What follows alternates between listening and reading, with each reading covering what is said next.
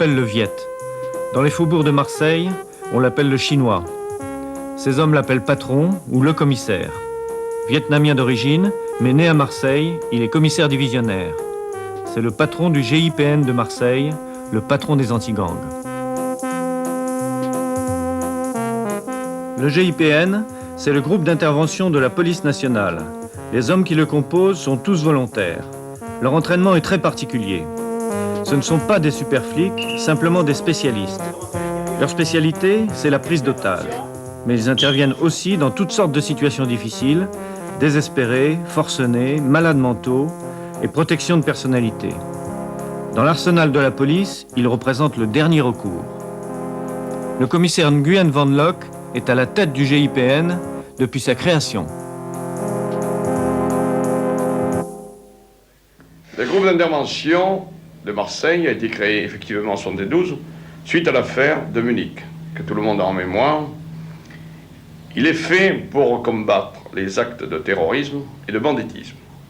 Donc, d'une manière générale, le groupe a été créé pour neutraliser des individus armés, des terroristes armés, avec des techniques qui nous sont propres, avec un entraînement qui a été adapté aux formes de neutralisation très aiguë que nécessite l'adversaire en face de nous. Je dispose d'un groupe relativement réduit, mais disons que vaut mieux la qualité à la quantité. Chaque gars du groupe d'intervention a été sélectionné pour certaines qualités techniques et ensuite c'est à moi et à mes moniteurs de former celui que je prends dans mon groupe, à savoir technique à l'arme de poing, technique au fusil, technique aux arts martiaux, mais ce qui compte surtout, c'est la préparation psychologique de l'individu face au danger. En tant que patron, je me dois avec eux de transpirer, d'en baver dans toutes les disciplines pour créer la cohésion qui, à vrai dire, est la véritable force du groupe d'intervention. 5, 7, 8, 9, 30, il me faut des gars efficaces. J'aime faire passer le courant entre moi et mes gars, leur expliquer. Et moi, à l'heure actuelle, interroger les policiers un peu dans Marseille, le gardien de la paix. Ils rêvent tous de venir dans mon groupe. J'ai des centaines de demandes.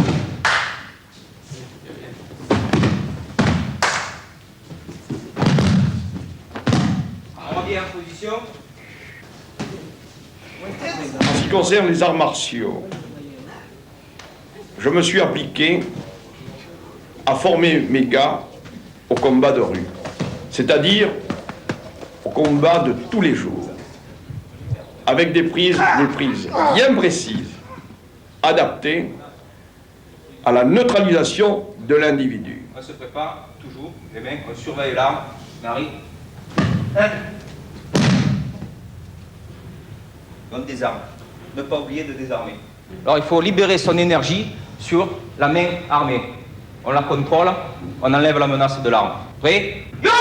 Chaque fois devant nous, il y a un fusil, il y a un revolver, il y a un truand, il y a un forcené, il y a un dingue de la gâchette. Il faut dominer l'événement.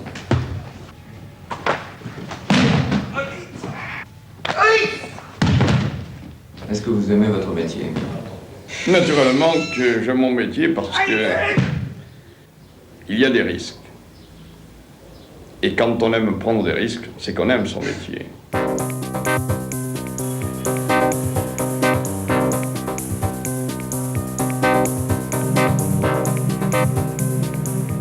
C'est directement sur le Vieux-Port que se trouve la base du GIPN. Plus exactement dans le Bas-Fort, à côté de la Légion étrangère. Et c'est sur place que se font certains des entraînements spéciaux, comme ici la descente en rappel.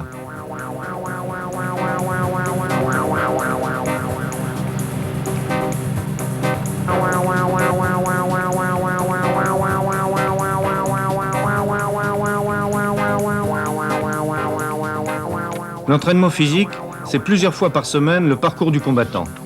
Surtout pour entretenir la forme. Car être toujours en forme, c'est indispensable pour eux. Une affaire peut démarrer à tout instant et durer des jours et des nuits.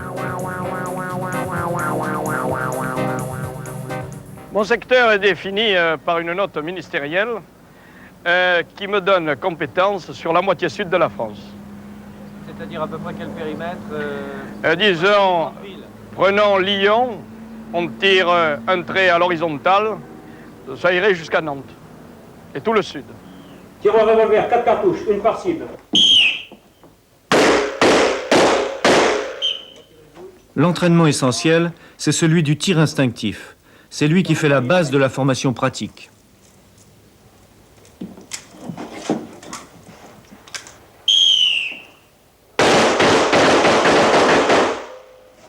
Retirez les douilles. Vérifiez encore. Fermez le barillet.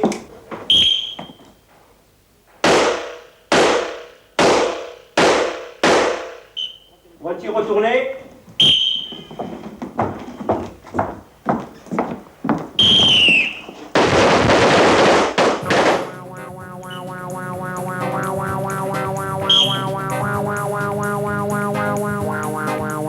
Le tir de précision, c'est encore une autre technique.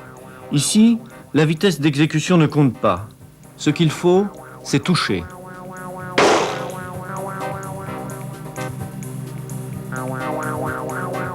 Ça demande une grande concentration, de la technique et des dons.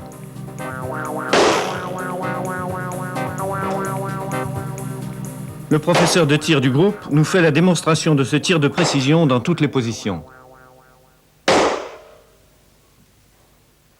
Je suis le seul professeur de tir des Bouches-du-Rhône. Et bien sûr, j'ai été appelé au GIPN en 1973 donc pour donner les bases de tir propres à ce GIP pour les diverses interventions. Les fonctionnaires tirent aussi bien de la main droite que de la main gauche. Et ça, c'est très important. Parce que dans ce tir, on demande beaucoup de technique et beaucoup de sang-froid, suivant les interventions que nous devons en faire. Chez nous, il ne suffit pas d'être un bon tireur et de sortir son arme à bout de champ, n'importe comment, n'importe où. Mais le but essentiel, c'est de sortir son arme quand il le faut et là où il le faut. Notre devise, c'est de tirer vite et juste. Avant de venir à Marseille, j'ai formé des moniteurs de tir à Paris. Je faisais bien sûr l'escorte du général de Gaulle, donc des hautes personnalités. Bon, il y a combien de cartouches là, monsieur Caparros? Il y a 30 impacts. Et ils sont tous centrés? Ils sont tous centrés. Nous sommes amenés, tout naturellement, par la technicité et la préparation des gens de mon groupe, à assurer des mesures de sécurité des personnalités, de celles qui sont menacées, d'assurer la sécurité de magistrats dans des procès pour des formes de banditisme aigu qui veut que mon groupe soit là prêt à intervenir. De la prison des Baumettes jusqu'au palais de justice, il aura fallu quelques minutes seulement. Et à chaque fois, l'itinéraire est différent. Même les hommes du groupe l'ignorent.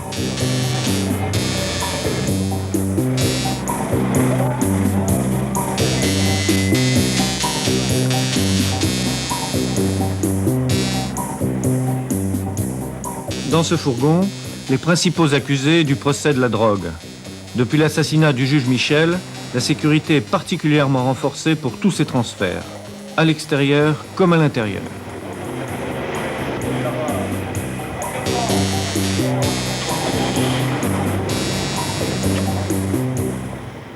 Voilà l'ensemble du matériel dont dispose le GIPN. Est-ce que vous pouvez me dire en quoi il consiste? Et nous avons ici un fusil à longue portée, c'est-à-dire qu'on peut tirer à 100 et 200 mètres avec une efficacité totale. Entre ce fusil et celui-ci, c'est de tirer de 50 à 100 mètres. Ensuite, nous disposons d'un PM, 3 coups par coup, mais par rafale, surtout par rafale. Bon. Ensuite, nous avons des gaz, bien sûr, lorsqu'un individu est retranché à l'intérieur et qu'il ne veut rien savoir, à ce moment-là, par la limite, on emploie les gaz, avec ici la masque à gaz pour la protection. En principe, chaque membre du groupe porte un gilet pare-balles pour toutes les interventions. Alors maintenant, on peut voir vos armes individuelles. Oui, c'est un 357 métal piercing. J'utilise les 357 métal piercing et les cartouches en plomb. Alors, suivant l'intervention que nous avons à faire, si on intervient là où il y a du monde, pour éviter les ricochets, on a bien sûr la cartouche en plomb. Et la metal piercing, c'est pour éventuellement arrêter une voiture en course. Commissaire, c'est votre arme personnelle, celle-là. Qu'est-ce que c'est comme arme? C'est pour moi certainement le meilleur revolver du monde. Le MR73 Magnum 357 Manurin. Arme française par excellence. Et je suis fier de l'avoir.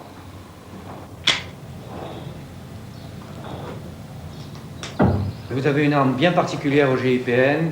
Nous avons une carabine autrichienne Voer montée avec un laser américain. Le laser américain est un laser qui porte un rayon entre 0 et 100 mètres, ce qui fait que le faisceau dirigé sur un éventuel agresseur ne loupe jamais sa cible.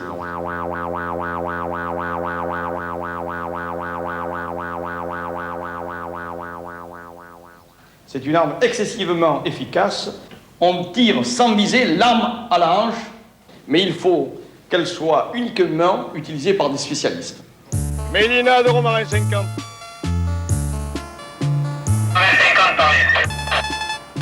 Autorité GIPN sera rue des Accoules. Terminé. En fait, si le commissaire est aussi à l'aise à Marseille, c'est qu'il y est né et qu'il y a passé toute sa jeunesse.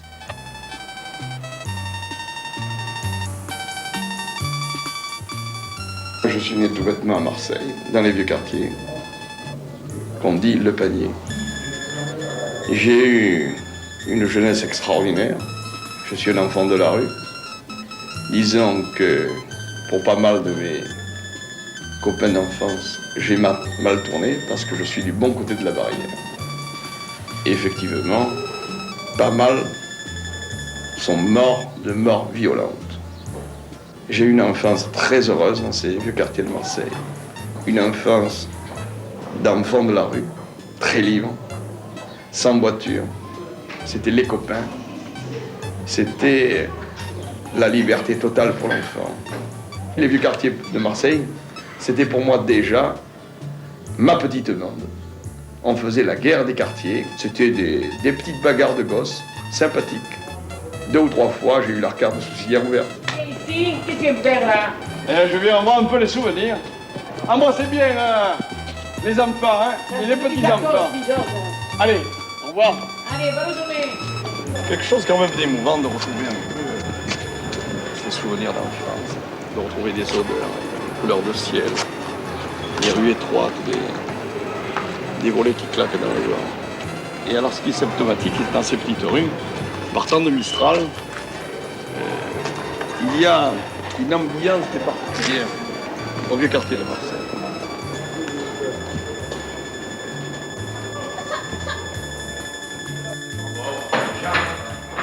Nous nous trouvons au PC du groupe quand la radio nous apprend qu'une prise d'otage vient d'avoir lieu à Marseille. Le groupe est mis en préalerte. Bon. Commissaire, il y a une préalerte là maintenant. Oui. Est-ce que vous pouvez me dire à peu près comment ça va se passer, où ça se passe? Est-ce que...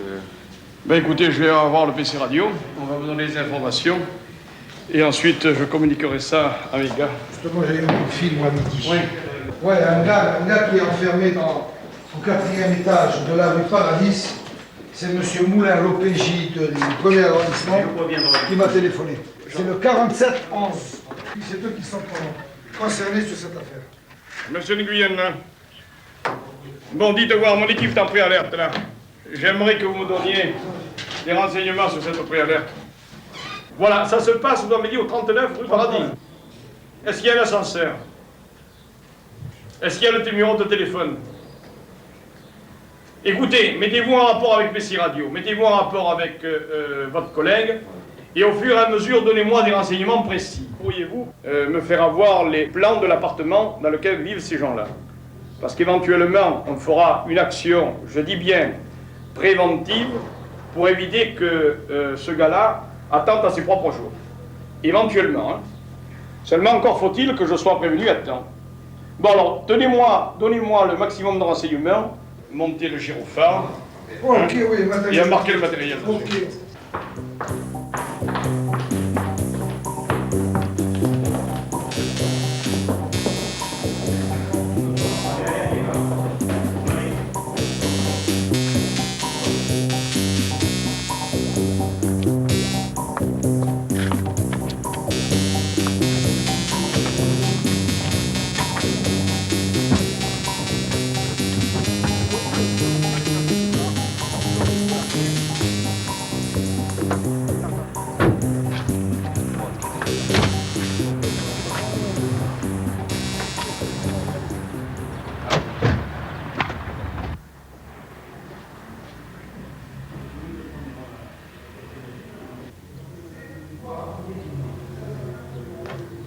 Les deux voitures sont prêtes? C'est prêt. Le matériel marqué? Bon, messieurs, on va sur un cas de prise otage. Un individu, deux femmes. J'aurai des renseignements plus précis. Toujours est-il que mes instructions sont données, la sécurité rapprochée est déjà assurée, ainsi que la sécurité éloignée. Est-ce qu'il a un armement, patron? Est-ce qu'on connaît le... Sous toute réserve, un revolver et peut-être un poignard. Il y a des blessés? Vous savez pas? On ne sait pas. Alors écoutez, dès qu'on arrive sur place, vous vous groupez comme d'habitude dans un endroit précis, vous attendez les ordres et les derniers renseignements que je vous communiquerai moi-même. Allez.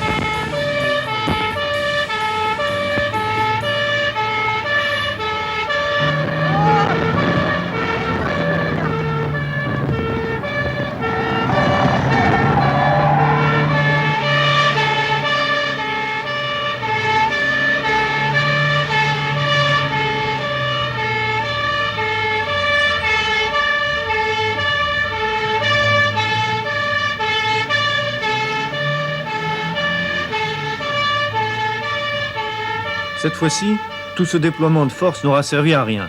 L'affaire a été résolue juste avant l'arrivée du groupe. Mais ce n'est pas toujours le cas. Quelquefois c'est dramatique, comme à Valence le 10 décembre 1975. Est-ce que vous pouvez me décrire rapidement l'affaire de Valence? En deux mots, un gars condamné à 7 ans de tôle obtient une permission, entre guillemets, pour bonne conduite. Il prend un taxi, il n'a pas d'argent pour le payer, il abat froidement et s'enfuit. Poursuivi par 2 motards pour un feu rouge, il panique, il s'arrête devant un HLM, monte au 3e étage, prend une femme de 62 ans en otage et demande lui aussi une voiture, une rançon et la libération de 2 de ses collègues. Condition inacceptable. Le lendemain, vers 14h15,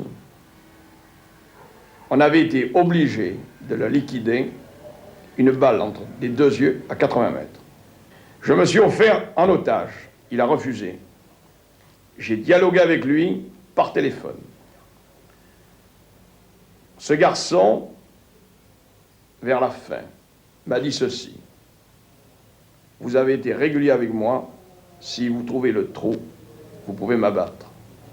Il m'a dit Mektoub, et j'ai dit Inch'Allah.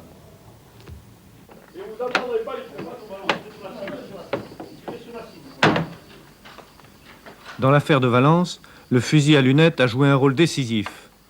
Les tireurs d'élite du GIPN reçoivent une formation très poussée pour ce type de matériel. Ce sont des fusils autrichiens Stermanlicher. Chaque tireur possède le sien, dont la lunette a été soigneusement pré-réglée.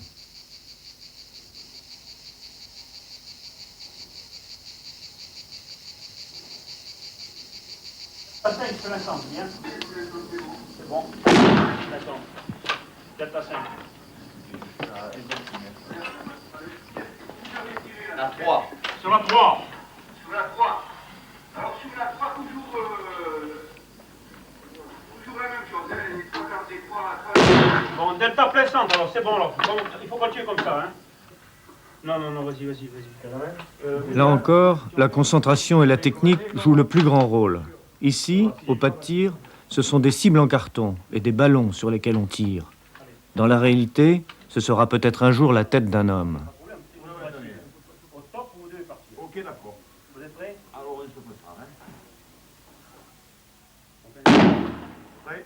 On fait un essai. Éjectez, attendez le résultat là, des trois tireurs là, ensemble. Alors, le premier, Delta 41. Oui, c'est très bon. Bon, les trois tireurs, introduisez une cartouche. Vous attirez sur les trois ensemble, au top, sur le ballon supérieur. Le tir synchronisé peut permettre éventuellement à 3 tireurs de faire feu simultanément sur 3 cibles différentes sur un top radio. Très bien.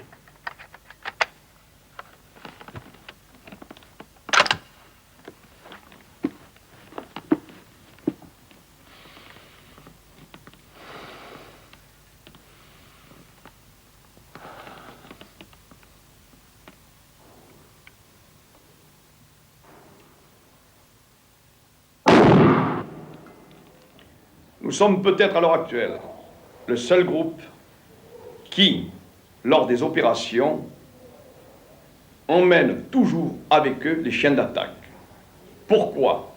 Ces chiens d'attaque, premièrement, ont été dressés à travailler malgré les coups de feu. Le chien d'attaque dépiste l'individu dangereux enfermé dans une pièce ou par exemple dans une villa. Mieux qu'un homme. Et le chien d'attaque nous permet à nous de préserver, il faut le dire, notre intégrité physique et d'avoir encore plus d'efficacité parce qu'un chien impressionne toujours l'homme.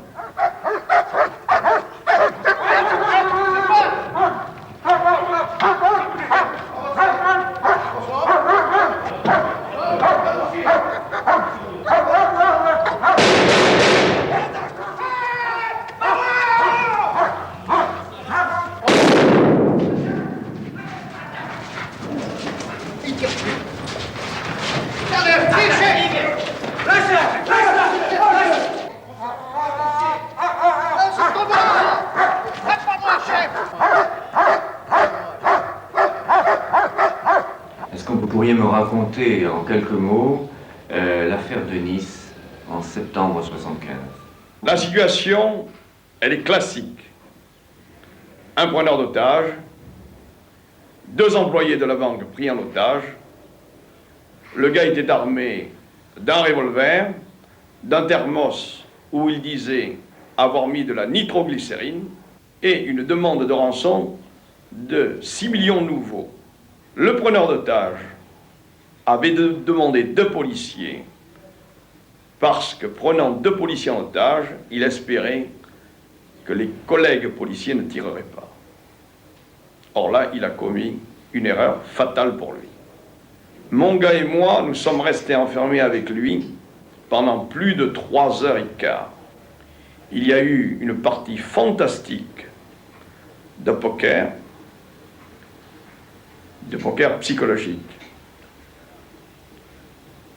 Ce gars-là qui m'a menacé a eu peur. Et pourquoi il a eu peur? Parce que je l'ai enfermé moi-même dans son propre piège. Je lui ai fait comprendre que ma vie était le pendant de la sienne. À la limite, si tu es un de mes gars, moi je me faisais fort de le tuer. Il s'est instauré entre ce truand et moi un dialogue. Ce dialogue m'a permis d'avoir son profil, m'a permis de le peser. En contrepartie, j'ai été régulier avec lui. J'ai voulu lui sauver la mise. Je lui ai donné les chances de s'en sortir. Il a pris ses responsabilités, j'ai pris les miennes. Je savais qu'à un certain moment, ce serait lui ou nous. Le destin a voulu que ce soit lui. Au début de l'année, à la Seine, près de Toulon. Cette fois-ci, nous avons la chance d'assister à une affaire du début à la fin. Un homme de 32 ans s'est retranché dans sa maison et tire au revolver dans tous les sens. 80 cartouches jusqu'à présent. Il a bu presque 2 bouteilles d'alcool et ne laisse personne l'approcher. Il s'agit probablement de quelqu'un qui est en pleine crise nerveuse. C'est pas ça, c'est fait tout sauter, là, maintenant. Mais si, il a bouteille à gaz, détonateur. Il lance le détonateur contre la bouteille de gaz, elle saute. Allez, vous avez pris. Oui, vous prenez les grenades. Prenez-moi le matériel. Il a tiré. Le groupe se met en place exactement comme pour une prise d'otage. Car ce type de situation peut devenir très vite extrêmement dangereux. Nous avons quelqu'un d'armé qui a beaucoup bu, qui n'a pas toute sa raison, mais lorsque vous l'entendez discuter, ça a l'air d'un garçon qui se prend effectivement pour un justicier. Il est contre toutes les injustices. C'est un gars qui n'est pas un truand, mais qui est très très dangereux et très déterminé. Il n'a pas encore tiré, il n'a encore jamais tiré en direction de quelqu'un. Simplement, il a quand même tiré là, ça commence à s'aggraver un peu, à travers les persiennes. Nous allons prendre des dispositions pour tenir, s'il le faut, 24 heures, 48 heures, 3 jours. Les chiens d'attaque prêts, éventuellement, je dis bien éventuellement, pour intervenir. Bon. Mais vous ne faites rien. Au-dessus, il y a un étage, non? Il n'y a qu'un étage. Il n'y a qu'un étage, lui. Il est au premier. Il y a un rez-de-chaussée. Un petit premier, il n'y a pas de rez-de-chaussée. Il y a 4 appartements en tout, hein. Oui. Lui, il est au premier gauche. Donc là ça fait un S. Non, et là, il y a un autre appartement. Lui, il est là, et là, il y a le deuxième La appartement. porte d'entrée, là. Là, ça fait ça. Donc ça fait un S, c'est ce que je vous ai dit. Bon, et le séjour est là. Vous voulez qu'on discute? Vous prenez votre arme, vous la mettez où est sa destination. C'est-à-dire que vous la rangez. Vous rangez votre bouteille de gaz où elle doit être, dans la cuisine. Hein? Non, mais il n'est pas question pour moi d'envoyer des flics vous descendre, je vais vous dire pourquoi. Nous sommes quand même des gens responsables. Non, mais laissez-moi parler. Non. J'ai donné des ordres, il n'est pas question de vous descendre ou d'avoir une quelconque initiative brutale. Et vous savez pourquoi je vous parle comme ça? Laissez-moi terminer. J'ai un fils qui a quand même bientôt 30 ans. J'en ai 50. Vous comprenez, je respecte. Mais oui, mais ça viendra, puisque vous sortez du même milieu que moi. Maintenant, puisqu'on est en... Je vous fais des confidences, pourquoi, monsieur? Je vous fais des confidences parce que je vais vous dire que vous n'êtes pas le seul dans votre cas. Et maintenant, il faut que chacun se prenne en charge. Et pour se prendre en charge, il faut se dire on est tout seul. Et quand on est tout seul, il faut se démerder tout seul, comme des grands. C'est pour ça que dans un moment, je veux bien venir parler avec vous, mais je veux avoir un garçon responsable, qui s'adresse à un garçon responsable. Vous êtes un ouvrier. Moi, je suis fils d'ouvrier. Alors, je vous respecte, mais j'entends ce que vous me respectiez. Et je veux que vous respectiez mes gars. Vous comprenez? Et alors, nous allons avoir tous les deux un langage d'homme. Et maintenant, je vous en donne ma parole d'honneur. Vous pourriez être mon fils. Ce que je veux avant tout, pour vous, c'est vous aider. Voilà comment ça se présente. On rentre par là, on fait ça, on monte. Je l'appelle, il monte. Hein? S'il me remet son pétard et ses cartouches, éventuellement, je discute avec lui et je sors avec. Ou si à un moment donné quelconque, je peux me jeter sur lui, vous enfoncez la porte en 10 secondes. Vous criez. On vous jette sur oui, vous criez, hein. Vous criez, tout le monde sache. Oui. Nous allons mettre quand même un tireur dans ce sens. C'est une ville en face, on peut là. Oui, et un tireur dans ce sens.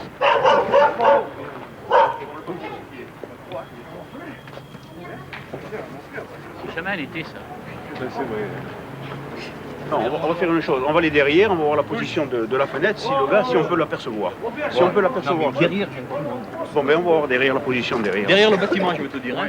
Je vais mettre un fusil de l'autre côté, la petite fenêtre là qui donne là, de l'autre côté. Il y a une petite fenêtre qui donne une genre de lucarne. Ouais, d'accord, ouais. Là, je vais mettre un fusil en face. Mais t'as vu où ils sont les gars? Peut-être que tu peux les mettre là. Hein. Attends. Là, il y a... Allez. Pas grave. Moi, je vous donne ma parole d'honneur si je viens.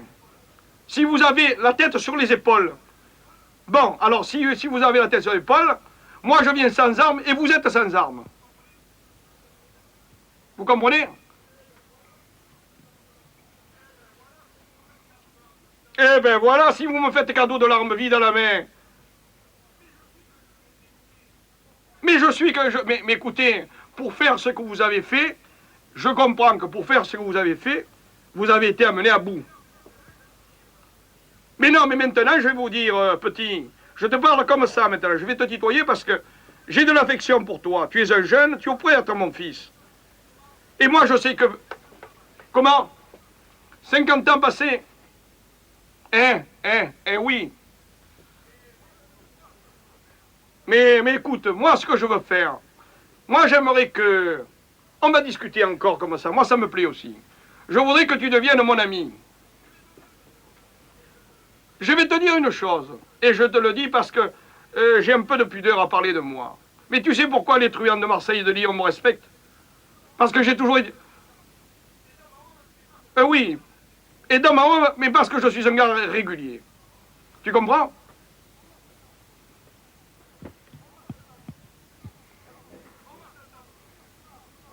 On va s'entendre tous les deux. Alors tu sais ce que tu vas faire. Tu vas ranger ton flingue, quoi. Et puis tu m'as dit que tu me le donnerais désarmé. Eh ben tant mieux.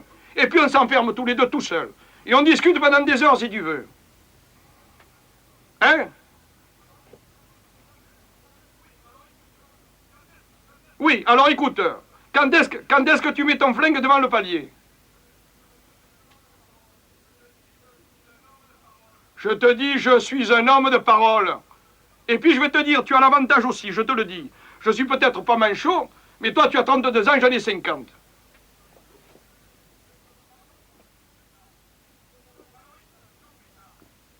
Alors écoute, ton pétard, tu vas le mettre dans 5 minutes devant le palier. Mais qu'est-ce que c'est? C'est de la connerie tout ça. Ça rime à rien, hein? Tu lèves ton chargeur et tu mets ton calibre devant la porte. Et puis moi je viens, on va discuter tous les deux. Alors je suis facilement reconnaissable parce que j'ai la gueule d'un asiatique, hein? Je suis peut-être pas beau, mais c'est comme ça. J'ai ta parole? Ta parole d'homme, hein? Bon, alors moi je vais te dire ce que je vais faire. Je vais venir sans armes. Laisse-moi parler. Je veux voir devant ton palier le calibre des cartouches. Bon, mais monsieur Petit-Jean va m'accompagner devant l'escalier. Il va me dire où tu es. Tu mets ton calibre et ton chargeur devant la porte. Je rentre et nous discutons de ma homme. Comment? Mais oui, petit, je suis persuadé qu'on va s'entendre. Parce que nous sortons, nous tous les deux, nous sortons du même creuset. Pourquoi veux-tu te mettre le pétard sur la tête? Mais non, petit, ne me dis pas ça. Tu as 32 ans, la vie est belle encore. Qu'est-ce que tu déconnes? Moi, je donnerais des milliards pour avoir 32 ans.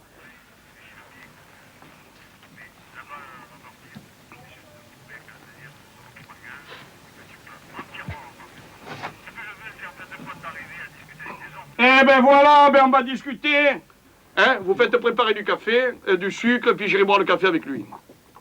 Alors si je vais lui apporter du café, je discuterai avec. Si vous attendez... C'est sa terrasse. Oui, moi je crois pas ça. Moi je crois que dès le jour, la meilleure solution. Si on entend du bruit, on si le type il ouvre la porte, on fonce dedans. Non, il est armé.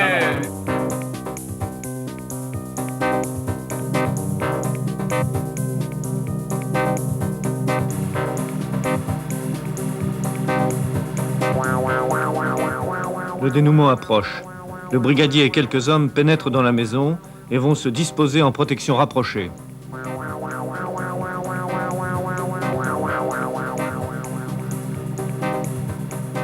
Tous les tireurs du groupe sont en position, prêts à intervenir si la situation dégénère. Ils savent néanmoins qu'ils ne doivent tirer qu'en cas de nécessité absolue.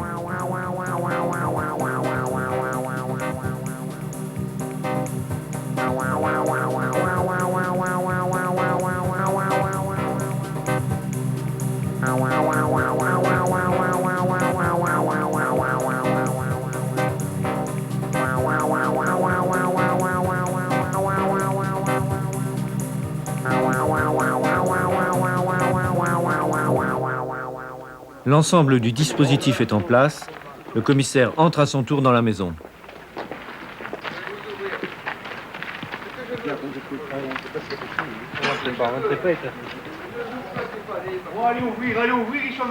Quelques minutes plus tard, il parviendra à prendre le revolver du forcené et à le jeter dehors par le balcon. Les hommes du groupe récupèrent d'abord le revolver. Puis ce sont les cartouches et les détonateurs.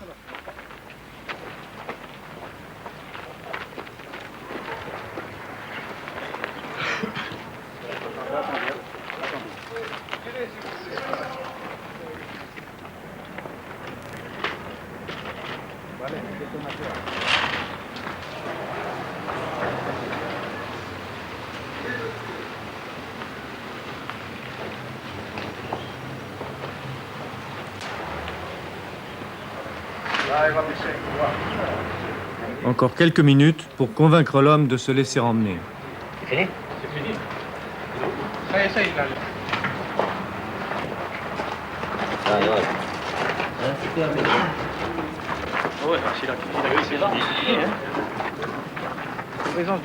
Et voilà, c'est terminé. On l'emmène vers un hôpital psychiatrique. Pas de sang, pas de violence. Cette affaire ne fera pas 4 lignes dans les journaux locaux du lendemain. Ah oui, à l'hôpital d'abord. En 1980, cette fois-ci à Marseille, 2 gangsters s'emparent d'un bijoutier, puis d'un boucher qu'ils gardent en otage pour protéger leur fuite.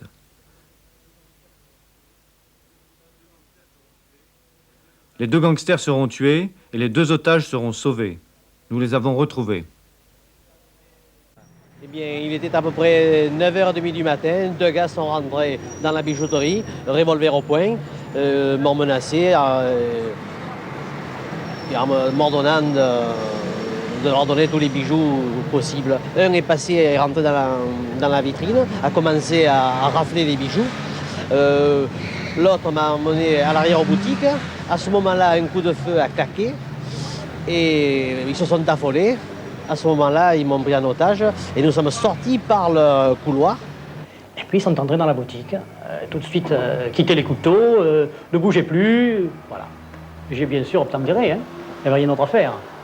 Bon, voilà. Vous avez déjà le... Ah, ils tenaient déjà le monsieur Chapelot en otage, et oui. Et ils se sont installés là, à côté de nous, avec le pistolet sur la nuque. Et en attendant que les policiers de la brigade qui étaient déjà là mettent à leur service une voiture, comme ils exigeaient, une voiture pour se lever de devant, pour prendre la fuite. Et ils voulaient que je sois leur chauffeur. On agit un peu comme un automate. On n'a pas tellement la réflexion qui intervient. C'est là encore le commissaire qui vient négocier à plusieurs reprises avec les gangsters. Les 2 otages gardent de lui un souvenir extraordinaire. Je l'ai vu plusieurs fois, il venait là sur le seuil de la porte pour demander aux gangsters d'abaisser leurs armes, enfin bref, il essayait de les raisonner, pensant que l'affaire était terminée pour eux et qu'il était préférable pour eux qu'ils s'en remettent, qu'ils se rendent. Et c'est un homme formidable. Lorsque j'étais dans la boucherie et que je le voyais arriver, j'avais l'impression que le sang me remontait en moi. Et vraiment, c'est un gars extraordinaire. C'est certainement grâce à son intervention, aux directives qu'il a prises pour que je suis encore là. Et je trouve qu'ils font un métier extrêmement dangereux. On ne les connaît pas, mais ils font un sacré boulot. Avant que m'arrive cette affaire-là, je disais, ils n'ont qu'à tirer, ils n'ont qu'à... Hein? Tant pis. Mais quand on est pris dans le truc, on dit, pourvu qu'ils ne tirent pas. Même si je vis centenaire, j'aurai toujours cette matinée-là à l'esprit. Dans des situations comme ça, on a peur. Est-ce que vous êtes toujours bijoutier? Absolument plus. Je ne veux plus en entendre parler. Non, je me suis recyclé, je suis actuellement magasinier. Je m'occupe d'expédition, de paquets, de courriers. C'était plusieurs agressions pendant la même année? 3 agressions en pas un an.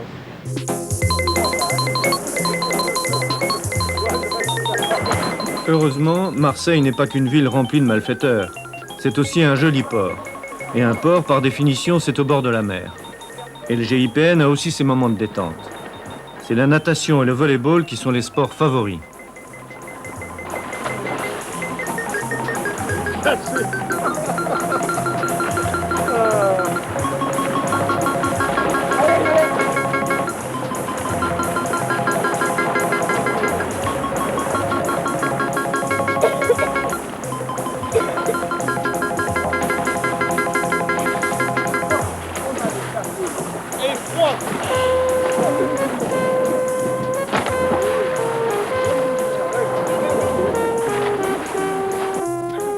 Le commissaire est volontiers capitaine de l'équipe de volley et ce qu'il préfère, c'est jouer avec ses 2 fils.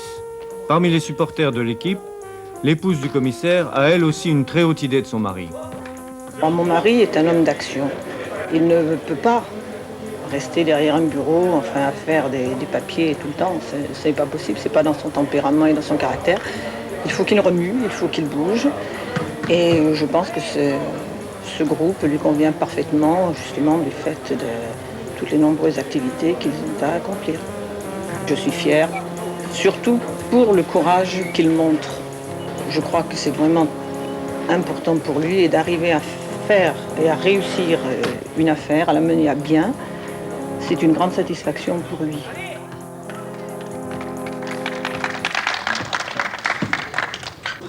Une autre affaire a failli mal tourner pour le groupe. Elle s'est passée en 82 à Cagnes-sur-Mer. Il y aura 2 blessés dans les hommes du GIPN et le gangster sera abattu. L'affaire de Cagnes-sur-Mer est une affaire encore dramatique et très dure parce que le forcené, avant mon arrivée, avait blessé déjà 2 collègues de Nice. La situation était déjà irréversible et quand je suis arrivé en pleine nuit à Cagnes-sur-Mer, il fallait neutraliser un forcené qui ne voulait à aucun prix se rendre et qui allait vendre chèrement sa peau. J'ai essayé d'ouvrir le placard. C'était un peu dur. Et au moment où j'ai ouvert le placard, j'ai vu des canons de fusil arriver. Alors j'ai crié canon et j'ai maintenu la porte afin que l'individu qui se trouvait sûrement à l'intérieur ne nous tire pas dessus. Et quand le gars s'est senti prisonnier avec son fusil coincé, le gars fait feu et m'a arraché l'avant-bras. Sur le coup, je me suis écarté, j'ai fait feu et je me suis retiré afin de permettre aux collègues de continuer l'action de... Et c'est là que j'étais donc en couverture pour la pièce du fond, une pension qui s'était logée et qui était une des dernières à visiter. Et donc j'ai fait un saut de côté au moment où il a crié canon et j'ai ouvert le feu. Je me trouvais à environ 3 mètres du gars qui, je distinguais donc la cuvette, il était dans les WC. Voilà. Alors ensuite mon collègue Antoine a tiré de côté également et puis... Nous sommes vous avez été blessé? J'ai également été blessé à la cuisse, là j'ai reçu 2 projectiles que j'ai toujours, que je conserve.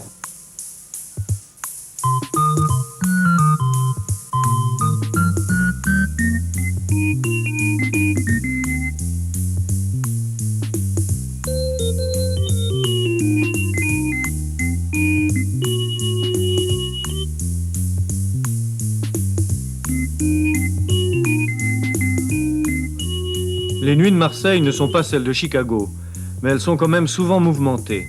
Ce soir, une prostituée algérienne a volé un revolver et refuse de se rendre. Elle s'est enfermée dans sa chambre au premier étage de cet hôtel. Vous voyez pas une femme avec un revolver, ça rime à quoi ça? Vous êtes une personne raisonnable, madame. Ah, je sais, vous savez vous en servir. Ça, on n'a plus qu'à... Attention, ça part vite, ces trucs-là. Hein.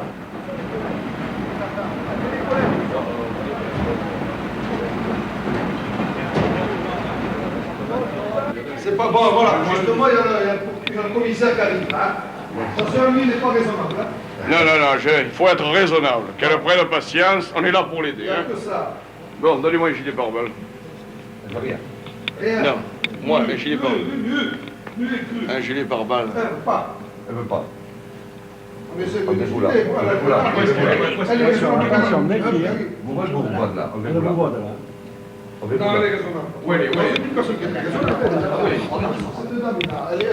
Ah, bonjour madame. Voilà, je viens vous aider, madame. Je suis le commissaire. Je viens vous aider. Hein? Je ne suis pas là pour venir vous faire du mal. Hein? Déposez votre arme, vous restez là, vous ne bougez pas. Je viens avec vous et je parle, c'est tout. Enlevez-vous de là. Madame, est-ce que vous voulez m'écouter? Bon. Vous êtes une honnête femme. Hein? Je viens pour vous aider. Quelle personne vous avez demandé, madame? Qui ça? Ah bon, ben alors je vais aller chercher le docteur et il va discuter avec vous. Seulement ce qu'il faut, madame, Si vous voulez que le docteur vienne vous voir, je vais aller le chercher, mais il faut que vous nous donniez votre revolver. Bon, écoutez, madame, je vais aller chercher le docteur Jourdain, je vais discuter avec, et après, nous reprendrons la conversation. Allez. Restez là.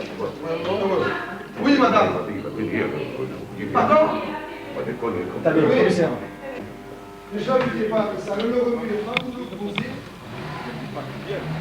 L'emmener ici pour qu'il discute du bas d'escalier. Il ne veut pas venir. On l'a envoyé chercher au tout, il ne veut pas venir. Il a dit qu'elle était trop dangereuse, qu'elle risquait d'être droguée, il ne veut pas venir.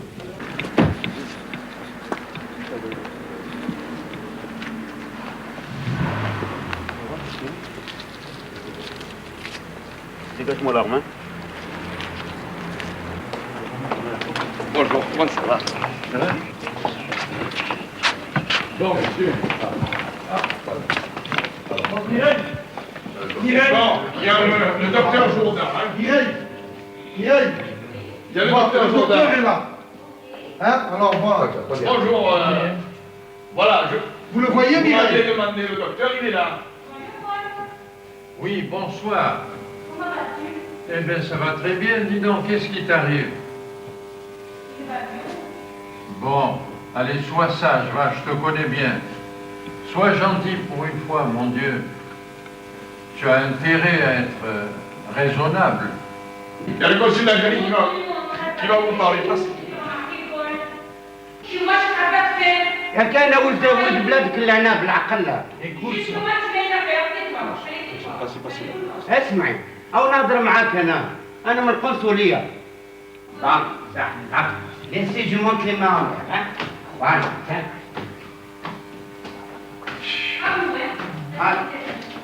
Pointe des larmes vers le ciel, madame. Mais mettez des larmes vers le ciel. Un coup, il peut partir.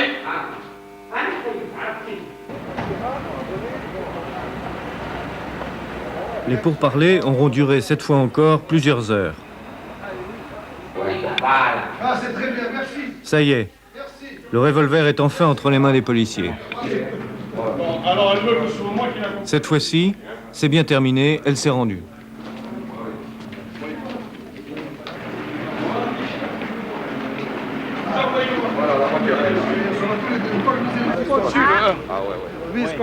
C'est le vice-consul d'Algérie qui aura cette fois réussi l'ultime négociation.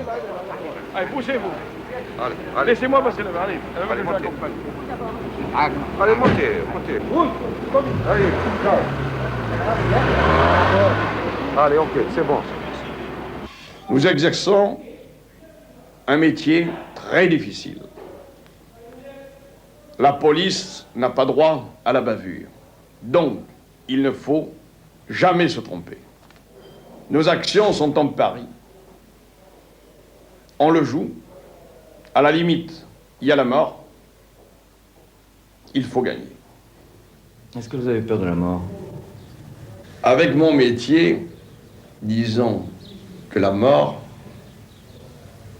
est une sorte de fiancé insaisissable qui s'approche et qui s'éloigne. J'ai en moi un certain fatalisme. J'ai été menacé de mort plusieurs fois.